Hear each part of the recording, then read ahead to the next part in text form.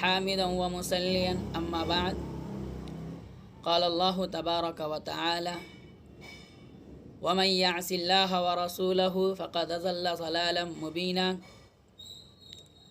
اور جس کسی نے اللہ اور اس کے رسول کی نافرمانی کی وہ کھلم کھلا گمراہی میں ملوث ہو گیا۔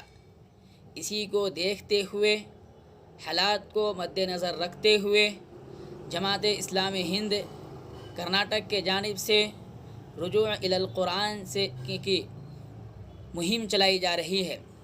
تو آئیے ہم اور آپ قرآن سے اپنے آپ کو رشتہ جوڑیں۔ دنیا اور آخرت کی بھلائیوں کا سراغ اسی کتاب میں ہے۔ یہ قوت والی زبردست کتاب ہے۔ باطل اس سے ٹکرا کر پاش پاش ہو جاتا ہے۔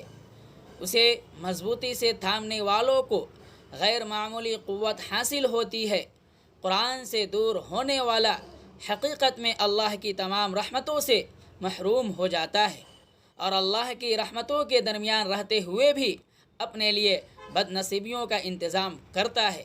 اسی لیے آئیے ہم اور آپ قرآن سے رشتہ استوار کریں، قرآن سے رشتہ جوڑیں اور اس آیت کے تحت زندگی گزاریں۔ وَمَن يَعْصِ اللَّهَ وَرَسُولَهُ فَقَدْ ضَلَّ ضَلَالًا مُبِينًا وَمَا عَلَيْنَا إِلَّا الْبَلَاغُ۔